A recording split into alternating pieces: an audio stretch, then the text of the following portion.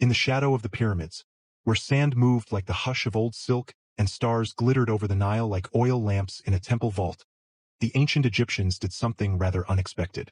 They got high, not metaphorically, not spiritually, not from reverence alone, but high in a way that would make a Roman poet blush and a modern herbalist take notes. But let's not rush. Let's begin in Thebes, sometime around 1450 BCE. The lotus flowers are blooming. The priests are humming. The sacred ibis are standing perfectly still for no good reason. And in the House of Life, a temple library where scribes copied spells more carefully than prayers, someone is quietly crushing a bright blue flower into a bowl of honey. His name is Nebu. His sandals are worn thin from pacing temple corridors. His fingers stained purple from the petals he plucks. He is, quite frankly, floating through the air, and he hasn't left the floor. Because Nebu has discovered something strange. Blue lotus. Not just any flower, mind you. Nymphea caerulea, the sacred blue lily of the Nile. A bloom that opened each morning with the sun and folded shut with twilight. Symbol of creation, rebirth, and, in Nebu's private journal, something called the golden sleep. He did not mean sleep in the usual way. Not the kind with dreams or snoring. He meant a drifting, giggling lightness that made hieroglyphs glow on the walls and statues nod knowingly as you passed. Blue lotus was a gift from the gods, he'd decided. And it had a flavor like damp silk and a hum like bees under your skin. Boiled into wine or smeared into honey, it made the world less heavy, more spacious, more whispered, and Nebu wasn't alone. The high priests used it before speaking oracles. The dancers steeped it in oil to scent their hair and coax rhythm from silence. Even the pharaoh, Amenhotep II, they said, drank it steeped in palm wine before his communions with the divine, which were often followed by long naps and suspiciously philosophical declarations. Not everyone approved, but not everyone remembered what forgetting felt like. Nebu's favorite time to consume the lotus was just before dawn. He would mix the dried petals, crushed with a bit of resin and sweet fig, into a shallow cup of wine and sip it slowly as the stars retreated. It was not a potion for power. Not really. It was a bridge, a gentle ripple in the curtain between the seen and the unseen. And on certain mornings, like the one we're in now, he swore he could hear the Nile singing. He'd sit by the water's edge in nothing but a linen wrap, ankles dusted with dew, listening to the papyrus reeds shiver with ancient secrets. And when the first ibis lifted its head and blinked at the horizon, Nebu would close his eyes and let the blue bloom take root behind them. His vision would tilt. The sky became softer, almost liquid. Hieroglyphs shimmered on the insides of his eyelids, flickering, reshaping themselves into half-sentences about eternity, honey, and crocodiles who dreamed of being men. This wasn't a wild high. It wasn't chaotic or manic. It was velvet, gentle, like walking through a golden room with no walls and being allowed to forget which way was east. Back at the temple, other initiates whispered about his experiments. Some called him the drifting scribe. Others feared he was trespassing into divine realms without permission. But none of them could deny that when Nebu wrote, the ink moved like water, and his words curled with truths older than scrolls. He began to add lotus to his ink, just a drop of steeped essence. His letters gained an odd shimmer, as if each glyph were breathing. Even the high priest, stern as a statue and twice as weathered, once paused at Nebu's scroll and muttered, "It feels like the words are waiting to be read." Nebu only smiled, because he knew. The lotus didn't just open in the morning. It opened you, like a temple door slowly creaking toward stars you'd forgotten you once carried. He wasn't alone in this practice. In Memphis, blue lotus was painted in the hands of gods. In Saqqara, it was tucked into tombs, sealed alongside bread and beer and quiet hope. And in palace courts, it perfumed the air of parties where dancers with shaved heads and golden headbands laughed too loudly and swayed like reeds in windless rooms. They weren't drunk. They were floating. To be clear, not all lotus imbibing was sacred. Some of it was just a very enthusiastic leisure. Take, for instance, the banquet of Lady Hinutmehit, a noblewoman of considerable wealth and even more considerable curiosity. Hinutmehit was known across Thebes for her elaborate garden parties. These were no casual affairs. Her gardeners trimmed hedges into the shapes of falcons and sun discs. Her cooks molded honeycakes into the likeness of the gods, then promptly served them with sugared dates and pomegranate wine until no one quite remembered who they were bowing to. At her last solstice feast, Hinutmehit ordered her attendants to weave blue lotus garlands for every guest. Not just as decoration. No, these garlands were soaked first, in lotus tincture, spiced oil, and something else her steward refused to name. By the time the guests arrived, smiling beneath their perfumed halos, the night was already bending softly at the corners. Scribes danced with soldiers. Matrons laughed into their palms as musicians played flutes from boats floating inside the garden pool. And a young priest was seen kneeling in the flowerbed, whispering to a statue of Batet that had definitely not been there when the evening began. Hinutmahit herself presided like a deity, reclining beneath a canopy of woven linen, fingers stained purple from plucking lotus petals. She smiled like someone who knew that the gods occasionally enjoyed a party too. And why wouldn't they? The blue lotus wasn't a secret to be hoarded. It was a bridge between celebration and silence, between vision and memory, between the sun-drenched banks of the Nile and whatever came after this life, which, if the tomb paintings were to be believed, involved a lot of boat rides and more wine. In fact, some modern scholars have puzzled over how relaxed the dead seem in Egyptian art. Reclining, lotus in hand, smiling faintly, not mournful, not lost, just elevated. Because the Egyptians didn't see intoxication as a sin. Not when done in reverence, or in laughter, or in remembrance. The body could be opened like a flower, the mind gently tilted toward the stars. And in that softness, sacred or otherwise, something was always waiting. Even the tombs carried the scent of lotus. Inside the vast silence of burial chambers, where time folded like linen and the dead were laid beneath murals of eternity, petals were left curled gently between fingers, tucked into linen shrouds, placed carefully upon the chest, where the soul was thought to rise. The priests called it Nefer per Nefer, the most beautiful of the beautiful, a phrase whispered into the ear of the dead during the opening of the mouth ceremony, where the senses were awakened for use in the afterlife. And what better sense to awaken than wonder? Archaeologists have found blue lotus petals in royal tombs, pressed flat, long faded, but unmistakable. Dried veins curled in upon themselves like the memory of fragrance. Some had been steeped first, then dried. Others had been soaked in oils and bound into tiny sachets. They weren't placed as mere offerings. They were tools. Just as a bow was laid for the hunter, a palette for the artist, the lotus was laid for the dreamer. There is one wall painting in particular, in the tomb of a priest named Peshidu, that shows a young man leaning from a boat, extending a lotus toward a woman seated on the shore. The petals nearly touch. And though the style is formal, as all such murals were, there's a softness in their eyes, a nearness, as if the artist was not just recording a gesture but preserving a feeling. Was it love? Grief? A memory dulled and sweetened by wine and blossom? We'll never know. But the lotus was there. Even among farmers and craftsmen, the flower held a certain hush. On feast days it was brewed into beer. On mourning days it was burned with frankincense. Some said it made you see your ancestors in your dreams. Others said it helped you forget the names of your regrets, just long enough to laugh at them. It didn't matter who you were, pharaoh or potter, priestess or laborer. Everyone knew that the Nile gave more than grain. It gave the world a flower that taught you how to float. And sometimes, floating was the only thing that made being human bearable. Not all highs came from the lotus. In the deeper reaches of temple storerooms and apothecary niches, behind amphorae of castor oil and sacks of barley, were jars without labels, marked only by symbols. An eye, a zigzag line, a feather. Not meant for trade, not meant for markets. These were the temple mixtures. And among the more guarded secrets of the priesthood was something called Shimu's breath, a dark paste brewed from poppy latex, desert mushrooms, henbane, and powdered resin from the incense trees of Punt, mixed with red ochre and left beneath the altar on the hottest days. It was said to loosen the bones of the soul. Only the most senior priests used it, and even then, not often, only for certain rites, when the veil between the living and the spirit world needed thinning. We don't know the exact recipe.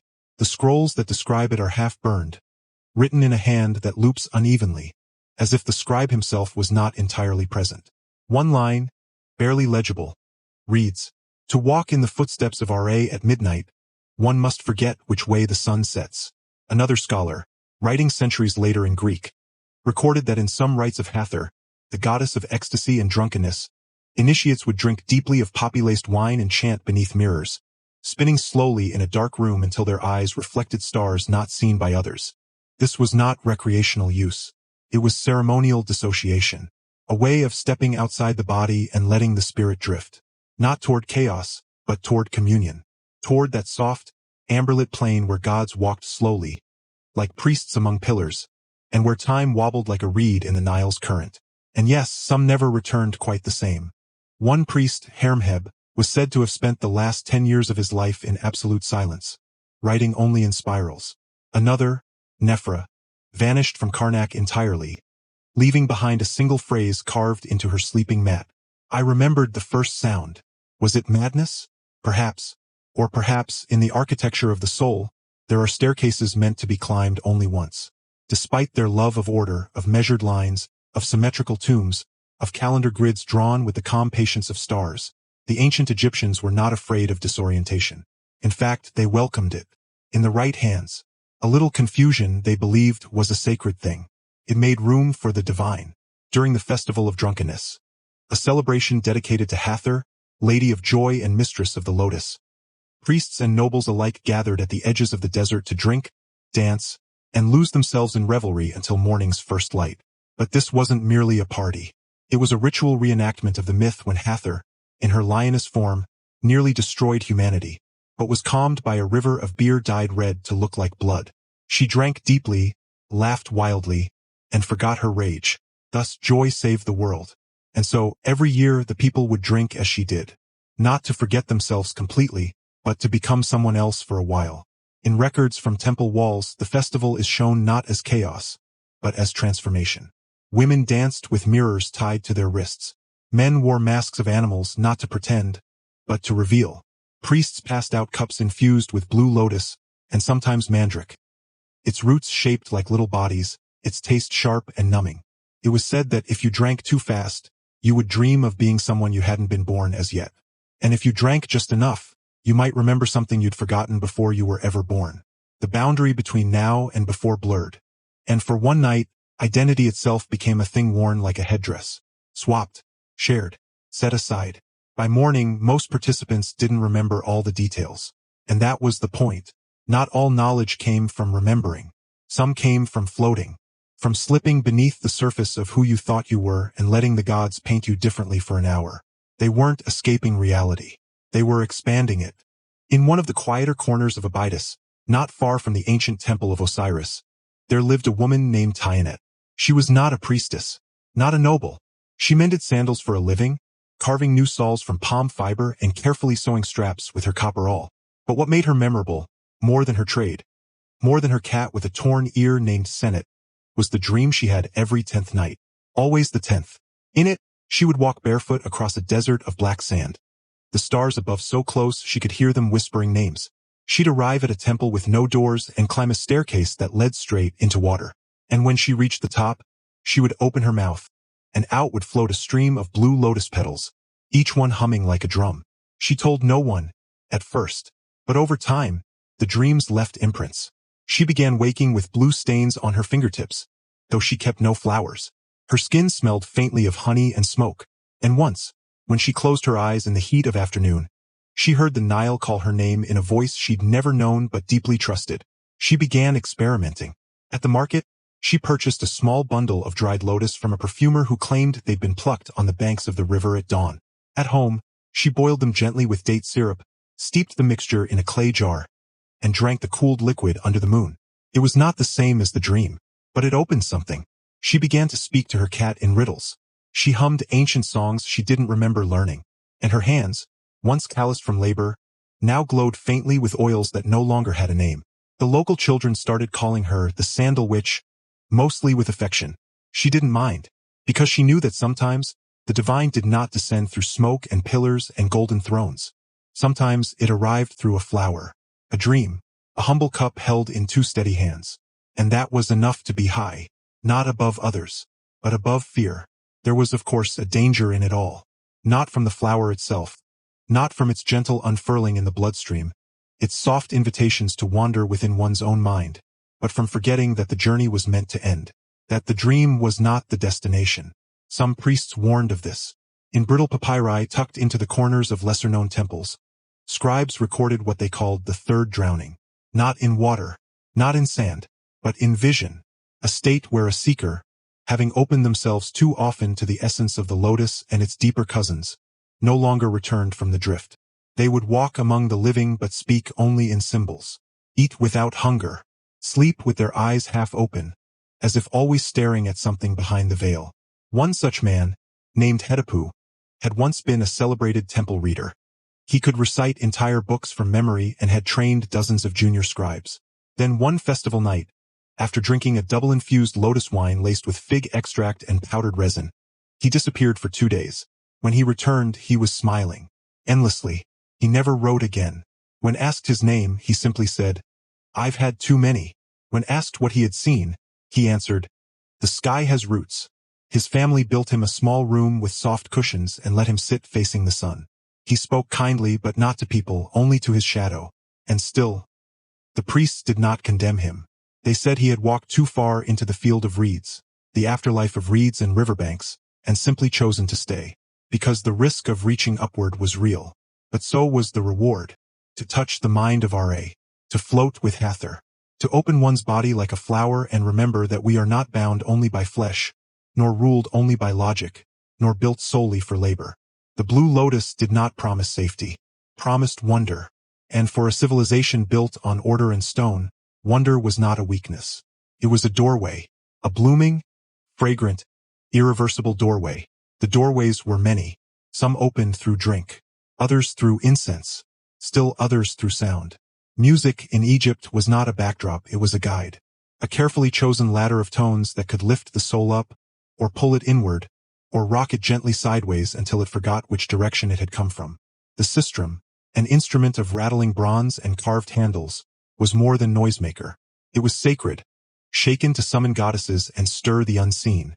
When used alongside lotus smoke and rhythmic clapping, it could move a procession of initiates into a trance deep enough to see stars inside a closed room. At one temple in Dendra, singers trained for years to achieve the perfect voice for divine lullabies.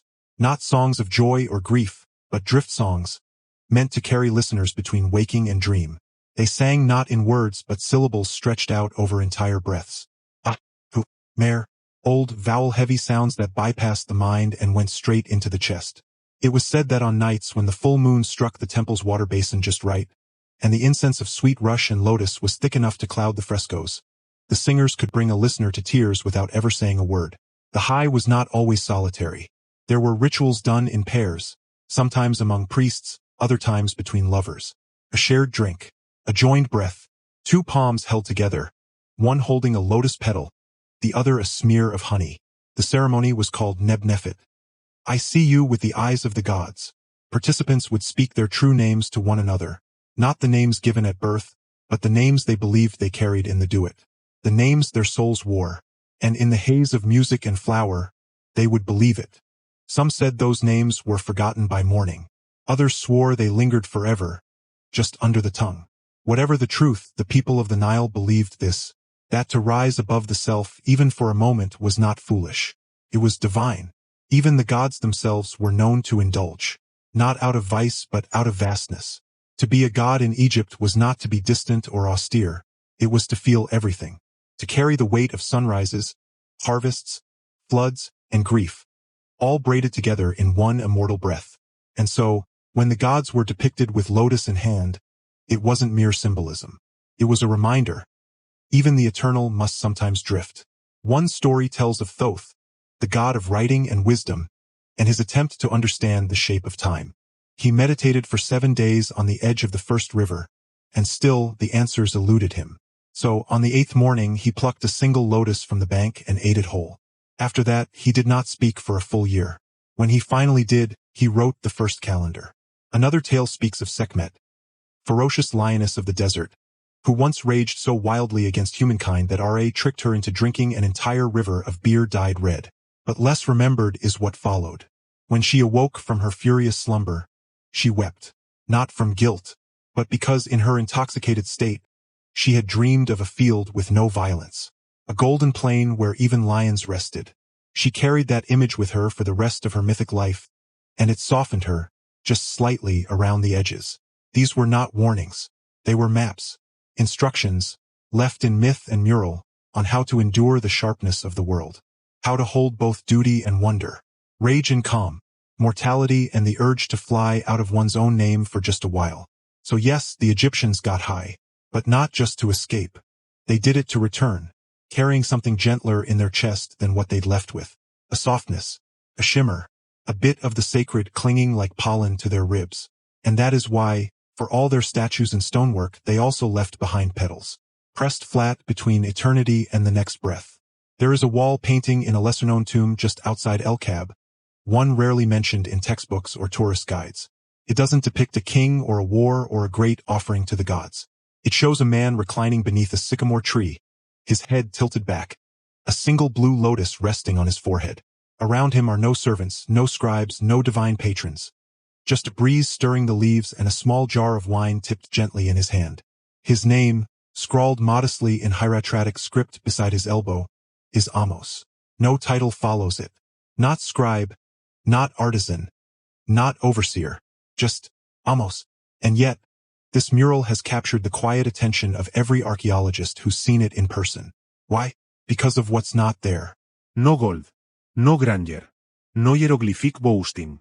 Just stillness, contentment, a man, a flower, and the sound of wind painted into plaster as if silence itself were worthy of record. The blue lotus on his brow glows slightly, unnaturally, beneath layers of soot and mineral buildup. Some say it's a trick of the paint. Others say it's a trick of the mind. But there's a theory whispered quietly among fringe historians, that this man, Amos, had nothing more to achieve, that he had tasted the nectar of the gods, not through conquest or priesthood, but in the still, fragrant pool of self-forgetting, that he had gotten so beautifully, perfectly high, he had touched something greater than glory, and had no desire to return. It was never about excess, never about dulling the pain or numbing the senses. Not in Egypt, not truly. It was about remembering that the world could be strange, and slow, and soft, that there was more to see than sand and stone and labor. There was laughter between reeds. There were colors behind the eyelids.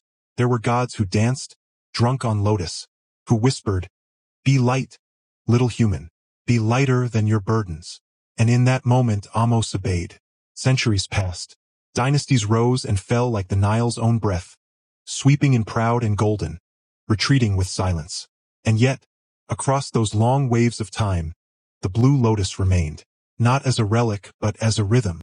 Even as Greek tongues echoed in Alexandria's courtyards, and Roman sandals clattered across Memphis stone, some customs slipped between the cracks of empire. Unchanged, unbothered. Lotus garlands still hung in doorways. Small jars of steeped blossoms still appeared at weddings, funerals, and solstice feasts. The flower outlived pharaohs, because it belonged not to a name but to a need. There is a letter, found in a burial shaft outside Aswan, written in careful Demotic script on a flake of limestone. The author is unknown, perhaps a young woman or an aging merchant, but the words remain. Tonight I drank the flower and remembered you. Not your name, just your laugh. That was enough. Nothing more follows. No closing blessing. No invocation of gods. Just that thought, offered like a petal into a dark room. Historians puzzle over such things. They label it poetry. They call it unusual. But you and I, we know what it was. It was someone, thousands of years ago, sitting quietly with a memory that didn't need clarity. Someone who had loosened the grip of ordinary time and drifted gently into the soft distance between sorrow and peace. It's easy to forget, in museums and marble-floored exhibits, that the ancients were not only builders and priests. They were feelers, dreamers, gentle wanderers who held strange truths in their bodies and trusted flowers more than philosophies. And so the blue lotus endured, not just in walls and jars and papyri, but in the hush between breaths, in the moment just before you fall asleep, in that drifting golden space where the gods might still lean close and whisper, "Float." Modern science, ever skeptical but ever curious, eventually caught up with the mystery. In the early 1800s, European explorers arrived with wide eyes and dust-covered notebooks. They pulled blue lotus petals from tombs and temples, not for reverence but for research. Some called it water lily. Some confused it with opium. Some simply pocketed the petals and reported them oddly fragrant, in travelogues that went mostly unread. But a few tested them, crushed them into tea, smoked them over campfires in desert wind. Let the oils rest on the tongue while reclining in crumbling chambers painted with sky-blue ceilings and stars that had watched humanity sleep for 4,000 years. And they felt it, that strange hum, that slow unfolding, that sensation of being invited somewhere very, very old. In recent decades, scientists finally isolated the key compounds, apomorphine and luciferine, mild psychoactives that affect dopamine receptors. Not quite hallucinogens, not narcotics, just enhancers, mood lifters, dream sharpeners, the sort of chemicals that, in the right setting, made you feel like you could see the edges of your own thoughts glowing. And yet, even with the data, the chemistry, the peer-reviewed footnotes, something remained unsaid. Because the flower was never just pharmacological. It was contextual, environmental, emotional. It worked best when held like a secret and sipped under moonlight, when surrounded by incense smoke and the murmur of water, when silence was present not as absence, but as invitation. You can't bottle that in a lab. You can't measure it in milligrams. You can only feel it when the wind shifts a curtain and the shadows stretch longer than they should. When you realize your heartbeat has slowed to the rhythm of something older than lungs. Something that once bloomed on the Nile while pyramids were still young. Science may explain the high, but Egypt explained why it mattered. And perhaps that's why the blue lotus still shows up. Not in pharmacy shelves or fluorescent clinics, but in poems, tattoos, whispered dreams, and the corners of antique shops, where someone has tucked dried petals into an old cigar tin and scrawled, "Good for sleep," on the label. In dream circles and quiet apartments, under stars that know nothing of empires, people still sip the brew. A few petals, steeped in warm wine or tea, a slow inhale, a sigh, not to escape the world, but to soften it. To remember that not everything must be sharp or efficient. That some thoughts need to drift before they take shape. That some nights are for conversations with no words. You might not see visions of Thoth. You might not float above your bed or remember the names of stars long extinguished. But you might, just might, feel your shoulders lower, your breath grow longer, a warmth move through your limbs like a memory that doesn't belong to this life. And maybe, for a moment, you'll understand why they kept the flower close.